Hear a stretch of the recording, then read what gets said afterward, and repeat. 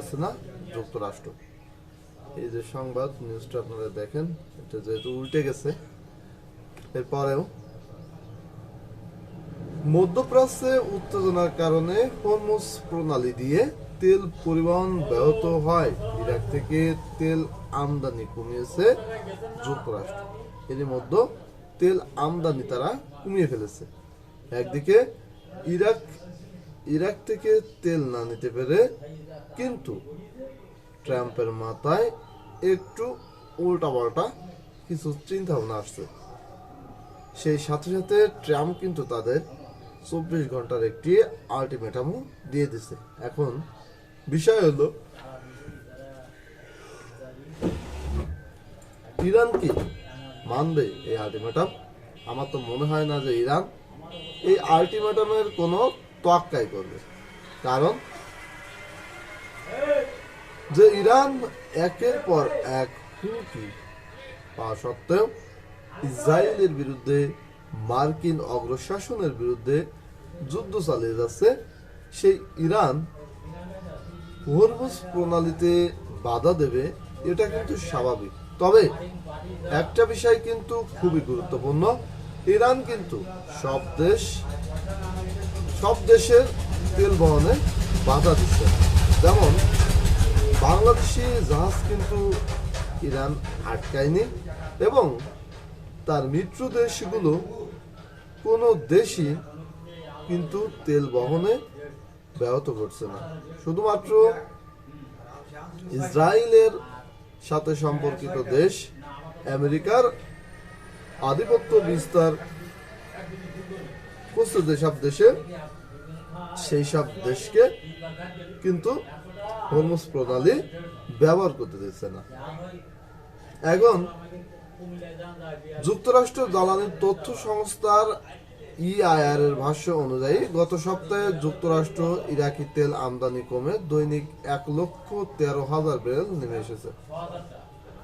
আগের সপ্তাহে এই পরিমাণ তেল ছিল প্রায় 3,09,000 ব্যারেল, ফলে এক সপ্তাহে প্রায় 1,96,000 ব্যারেল কমে গেছে।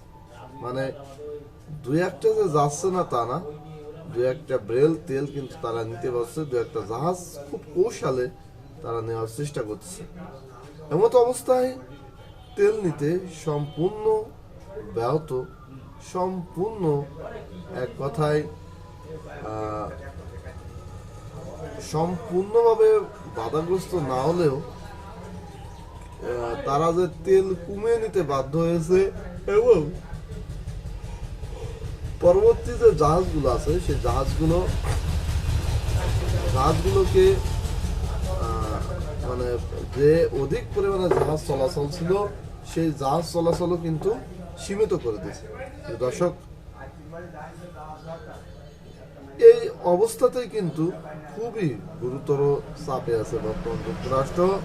ইরানের যে দুঃসাহসিক বলা যেতে পারে, কারণ যুক্তরাষ্ট্রের মতো একটা দেশের সাথে চ্যালেঞ্জ নিয়ে কিন্তু ইরান একের পর এক যুদ্ধ কার্যক্রম চালিয়ে যাচ্ছে।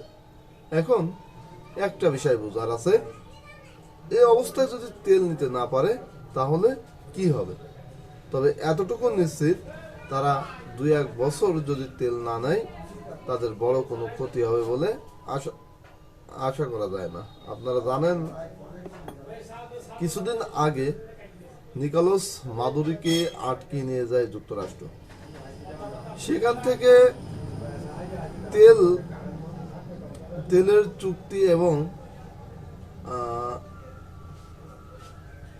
তাদের দেশে যে সারা বিশ্বের 13% তেল সেই নিকোলাস মাদুরোর দেশে ভেনিজুয়েলায় মজুদ আছে, তার উপর কিন্তু নজর পড়ে ট্রাম্পের। সেখানে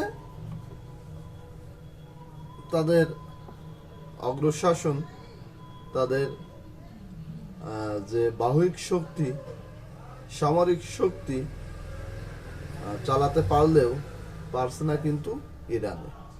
পক্ষান্তরে ইরানের কাছে এক প্রকার পরাজয় বরণ করতে চলেছে যুক্তরাষ্ট্র। কিন্তু বিষয়টা হচ্ছে সরাসরি পরাজয় বরণ করলে কি হবে তাদের?